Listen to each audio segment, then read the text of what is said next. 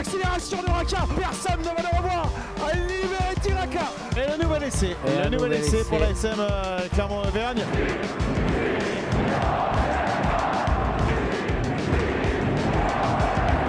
Salut et bienvenue dans l'épisode 13 de la saison 3 du podcast Ici Montferrand, le podcast qui s'intéresse à l'actualité de l'ASM avec trois joyeux lurons aujourd'hui, Arnaud Clergue, Jean-François Nunez et Fred Vernat. Messieurs, bonjour.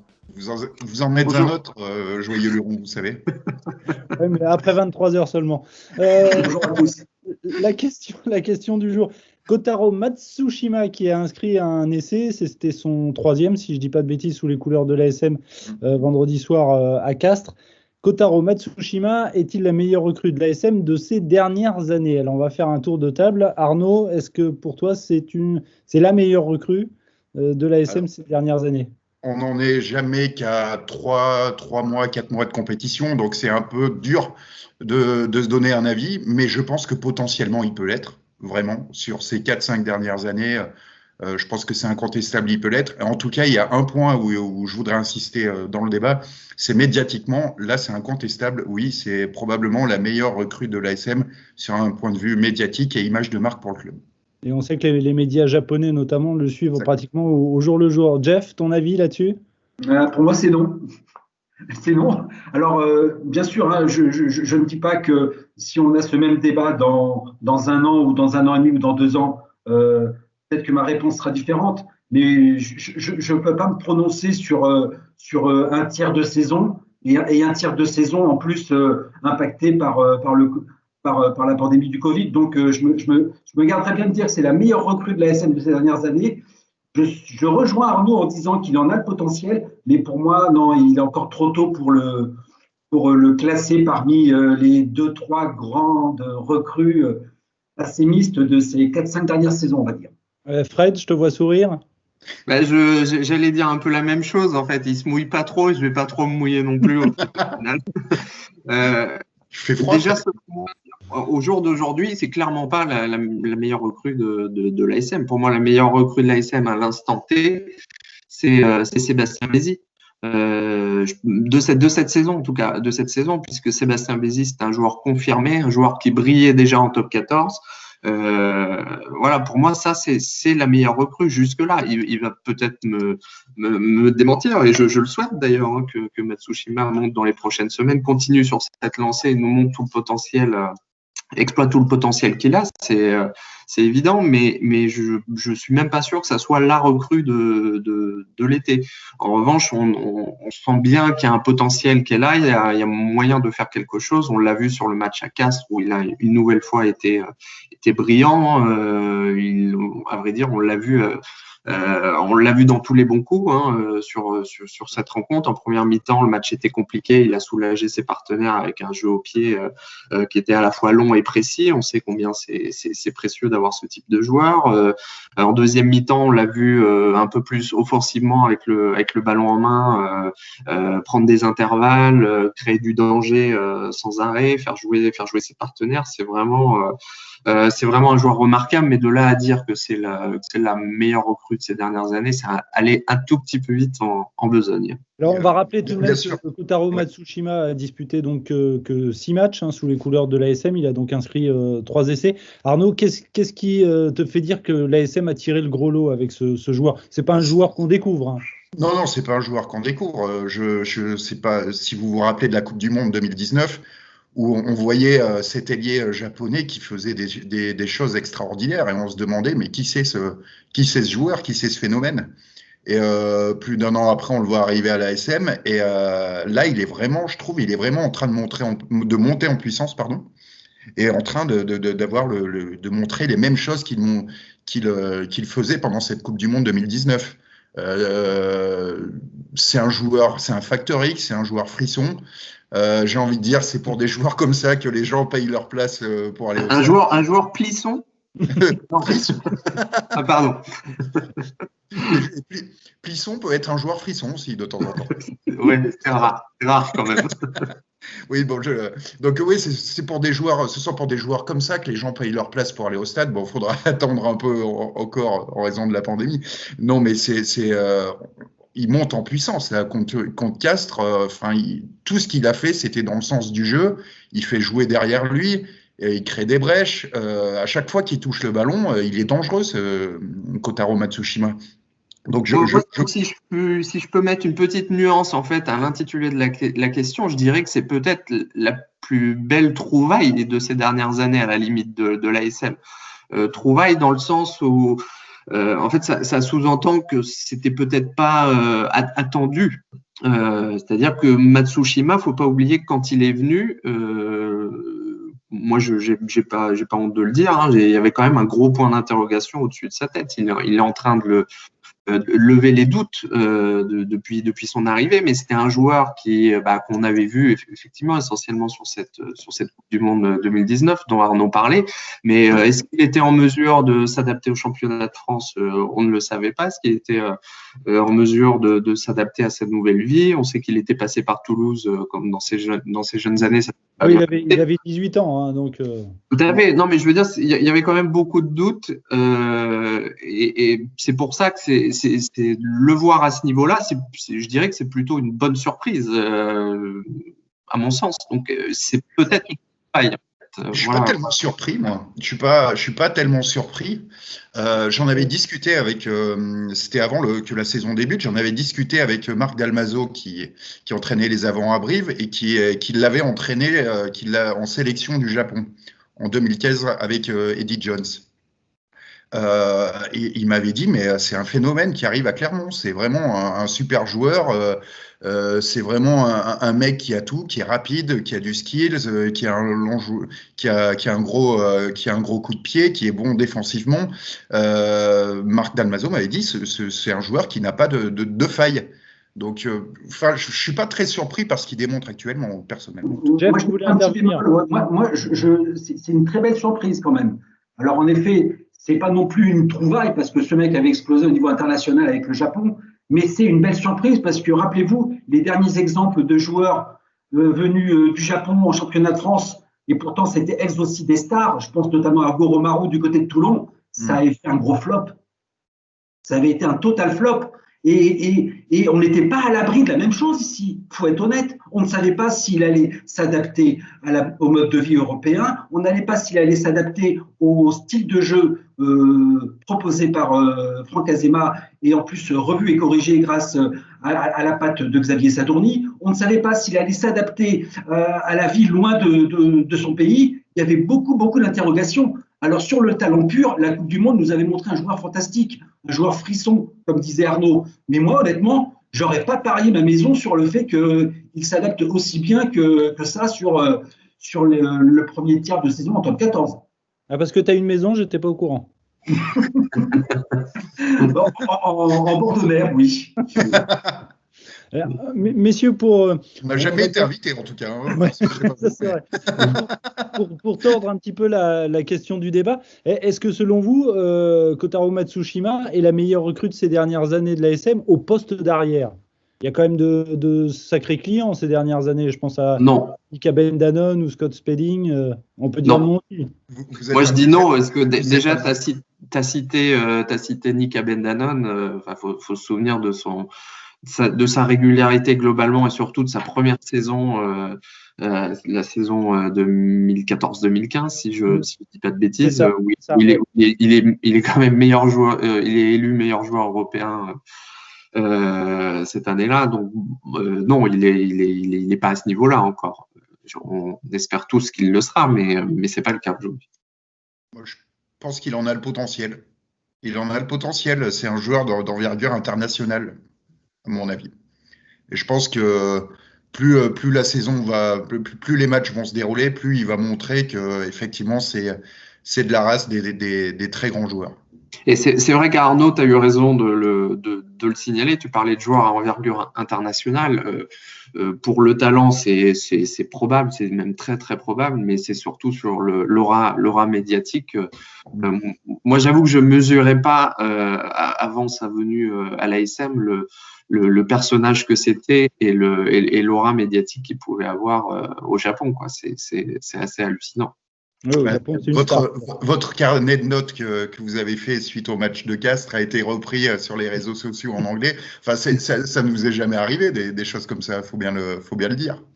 Ouais, c'est très étonnant comme le championnat français n'est pas diffusé actuellement au Japon. Il y a assez peu de il y a assez peu de biscuits pour les gens qui s'intéressent au rugby et à Matsushima pour les Japonais. C'est vrai qu'on a eu la surprise de voir certains de nos articles traduits, des médias japonais qui nous sollicitent aussi pour avoir des précisions. Enfin, voilà, c'est vraiment très étonnant.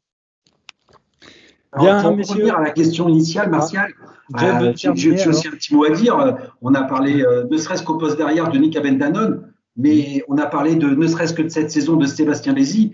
Mais si on doit répondre à cette question, Matsushima est-il la meilleure recrue de l'ASM de ces dernières années? Je dis non, parce que pour moi, la meilleure recrue de l'ASM depuis 4-5 ans, c'est Georges Moala, tout simplement. Parce que c'est le meilleur joueur. Il y aurait pu y avoir débat avec Isaiah Toeyava, mais c'est un joueur qui a été beaucoup trop fragile et souvent blessé. Donc pour moi, Matsushima, non, parce que devant lui, il y a quand même un monstre sacré et un hyper talent de la qualité de Georges Moala. Voilà. Et n'oublions pas, si on regarde les 4-5 dernières années, ça doit rentrer dans la fenêtre, si je dis pas de bêtises, mais n'oublions pas Damien Penaud. Piqué à nos amis du CAB. Et si pour répondre à une question, la meilleure recrue de l'ASM de ces dernières années, moi je remonte encore un peu plus loin, mais je pense que c'est Morgan Parra quand même. Ah bah oui, là il n'y a pas débat. Il n'y a pas débat, là, on n'en aurait pas débat. Et d'ailleurs, on va rappeler que la Montagne avait fait un sondage en avril dernier et on demandait en fait aux lecteurs, aux internautes de désigner la meilleure recrue de l'ASM de ces 10-11 dernières années. Et il y avait eu 7000 votants et le grand vainqueur, c'était Morgan Parra. Le deuxième, c'était Fritz Lee. Et le troisième, Jeff en parlait tout à l'heure, c'était Georges Moala qui, lui, n'est là que depuis 2018 à l'ASM. Mais si on va fermer ce débat, dans un instant, le quiz, bien évidemment. Il va falloir répondre à quelques questions. Au japonais Oui, bien sûr. Je suis tellement polyglotte. Qu'on va passer au top et au flop. Tiens, Jeff, puisque tu rigoles, on attaque ton top.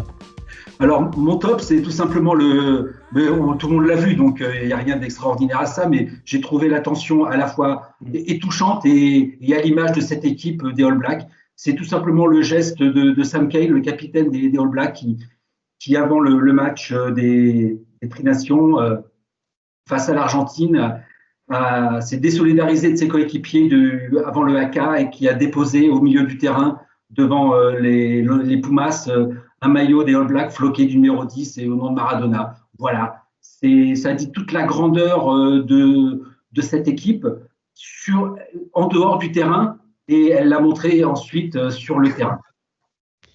Ton top, Arnaud? Alors, mon top, c'est le point de bonus offensif glané par l'ASM à Castres. Et plus globalement, les points de bonus que l'ASM arrive à décrocher cette année. Il y a 3 points de bonus offensif et 1 point de bonus défensif. Je ne sais pas si vous vous rappelez la saison dernière, on râlait souvent que l'ASM n'arrivait pas à avoir de points de bonus, que ce soit offensif ou défensif. Et j'ai fait un petit jeu, j'ai regardé le classement. Avec ces points de bonus offensifs, l'ASM aurait été 5e devant La Rochelle dans le classement de la dernière saison et au contact d'équipes comme Toulon et le Racing. Donc effectivement, c'est important. Ces petits points de bonus sont importants. Au final, ça pèse lourd. Et l'ASM a rectifié le tir par rapport à la saison dernière là-dessus et c'est plutôt une bonne nouvelle. Fred, ton top, s'il te plaît? Alors, mon top, il va à l'adresse d'Étienne Fourcade, le talonneur de l'ASM.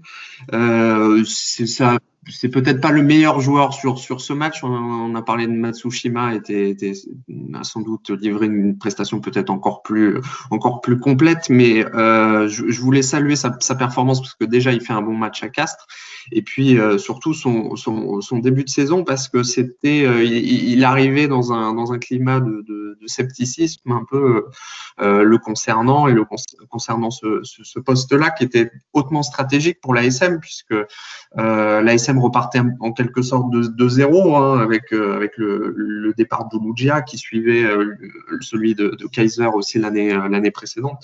Donc repartir avec deux nouveaux talonneurs, Pélissier qu'on connaissait un peu plus évidemment, et puis donc Étienne Fourcade, ce jeune grenoblois que je trouve vraiment de plus en plus intéressant. On sent qu'il s'épaissit.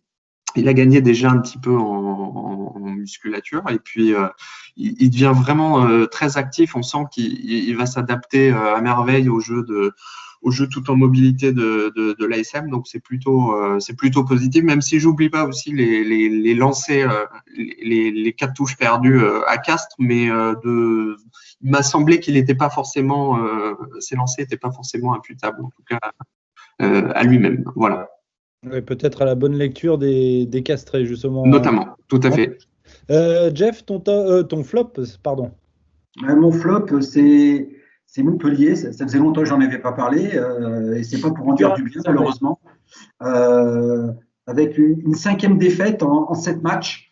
On a beau changer les hommes, on a beau changer l'organigramme, on a beau appeler Philippe Saint-André à la rescousse, donner les pleins pouvoirs à X, Y ou Z, recruter encore pour des millions et des millions des joueurs de classe internationale, la mayonnaise ne prend pas. Et je dirais même qu'elle est en train de tourner. Elle est en train de tourner, tout simplement. C'est un coup dans le zig, et 2 coups dans le zag. C'est une déception. C'est chaque année une déception, renouvelée en plus. Ils arrivent à être un peu plus décevants chaque année. C'est dommage. C'est dommage parce qu'il y a un joli stade, il y a une ville qui ne demande qu'à s'enflammer pour l'Ovalie aussi du côté de Montpellier. Et c'est un spectacle triste, malheureusement. Arnaud, ton flop, s'il te plaît. Alors, pour le top, j'hésitais à choisir. J'hésitais à prendre la mêlée des All Blacks. Donc, du coup, par rebond, mon flop, ça sera la mêlée argentine qui a totalement été laminée par la mêlée néo-zélandaise, pardon. Les Argentins ont été privés de ballon pendant toute la rencontre, et heureusement que les Blacks ont commis quelques erreurs d'ajustement, ils ont manqué de réalisme. Sinon, ça aurait fait beaucoup, beaucoup plus cher que 38-0. On termine avec le dernier flop, c'est celui de Fred. Moi, mon flop, c'est le France-Italie qui s'est déroulé samedi soir. Alors, évidemment, pas sur la victoire de l'équipe de France, on s'en félicite, mais c'est sur cette partie qui s'est résumée quand même pendant l'essentiel du match à un jeu au pied, en fait. Nos confrères de l'équipe écrivaient, j'ai trouvé ça très sympa, que c'était plus un hommage à Jacques Sécrétin qu'un hommage à Christophe Dominici, puisque c'était essentiellement du ping-pong entre les deux équipes. Alors, il semblerait que c'était la consigne qui était donnée aux joueurs français, de jouer beaucoup dans l'occupation du terrain, mais là ça a été caricatural, et puis surtout qu'il n'y a pas eu toujours de la justesse dans cet exercice. Du coup, on a eu un match qui était, on va le dire, pas très intéressant. Donc voilà, c'est mon flop de cette semaine. Et tu en parlais, mais une petite pensée bien évidemment pour Christophe Dominici. Avant d'attaquer le quiz pour la fin de ce podcast, messieurs, vous êtes prêts à répondre à de terribles questions? Alors, on va commencer avec Arnaud. Où est né Benoît Cabello, l'ancien talonneur de l'ASM? Perpignan, Paris ou Biarritz? J'aurais tenté Perpignan. T'as vu, il a voulu te piquer ta question. Je croyais que c'était moi, pardon. Je croyais que c'était un questionnaire de rapidité, pardon. Effectivement, c'est Perpignan. Fred, combien de finales de top 14 Gonzalo Canale a-t-il joué avec l'ASM? 1, 2 ou 3? Canalé, il joue les 3 premières jusqu'au titre. Je dirais 3. Oui, 3, 2007, 2008, 2009, toutes perdues contre donc le Stade français, Toulouse et l'USAP, donc Perpignan, dont on parlait avec Benoît Cabello. Jeff, face à quelle nation Anthony Floch a-t-il honoré sa première sélection chez les Bleus? L'Australie, l'Angleterre ou les Fidji? Fidji. Eh ben, c'était l'Angleterre pour Anthony Floch, qui ce jour-là, je crois, était le 1001e Français à gagner une sélection chez les Bleus. De quelle ville, Arnaud, de Saône-et-Loire, Alexandre Lapendrie est-il originaire? Prissé, Montchanin ou Paray-le-Monial? Facile. Ah, Jeff là. Bah, tu la gardes, Jeff. Hein, si... Paray-le-Monial, non? Ouais, c'est la bonne réponse, effectivement. Fred, quel joueur de l'ASM a inscrit le plus de drops lors de la saison 2014-2015 au sein de l'ASM? Hein. Brock James, Camille Lopez ou Morgan Parra? Je dirais Brock James. Eh ben, c'est Camille Lopez, il en a inscrit 7 cette saison-là, et les 2 autres en avaient marqué un chacun. Voilà. Alors, bon, la question là pour Jeff, elle est hyper facile parce qu'on en a parlé dans le débat. Quel joueur de l'ASM fut élu meilleur joueur de l'édition 2014-2015 de la Champions Cup? Je vais même pas te donner de Nika Ben-Danone. Je me souviens parce que on l'avait invité. Rappelez-vous, monsieur, nous l'avions invité à la soirée des trophées dans le cadre de sa victoire à l'élection de meilleur joueur européen. Voilà.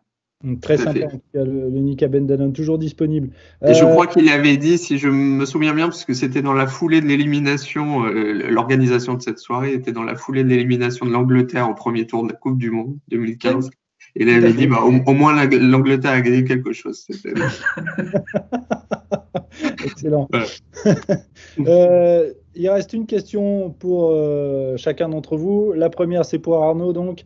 Quand Fritz Lee a rejoint l'ASM en tant que joker médical, c'était pour remplacer qui? Damien Chouli, Elvis Vermeulen ou Julien Bonner? Bonner. C'était en 2013, si je ne dis pas de bêtises. Bonner. Non, c'était pas Bonner. Non, c'est Vermeulen. C'est Vermeulen qui s'était blessé. Fred, quel club irlandais n'avait jamais perdu face à une équipe française lors d'une Coupe d'Europe avant d'être battu par l'ASM en 2014? Le Munster, le Leinster ou l'Ulster? En fait, là, les propositions. C'est le Munster.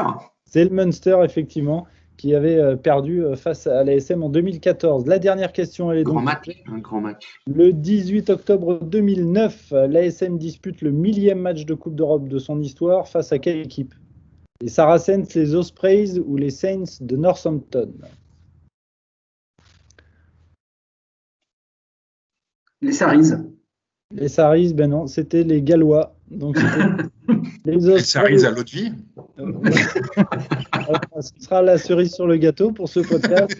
Sur le gâteau, bien sûr. Sur le gâteau, bien évidemment, bravo. Toutes ces questions, en tout cas, sont issues de la boîte de jeu Le Quiz qui avait été édité par les éditions Revoir en 2015. Voilà ce qu'il fallait qu'il soit dit. Messieurs, merci beaucoup. On se retrouve bien évidemment sur les plateformes podcast et sur notre chaîne YouTube. Merci beaucoup d'avoir participé à ce podcast et puis on se dit très certainement à la semaine prochaine. Ciao. Ciao. Salut Martial. Au revoir tout le monde.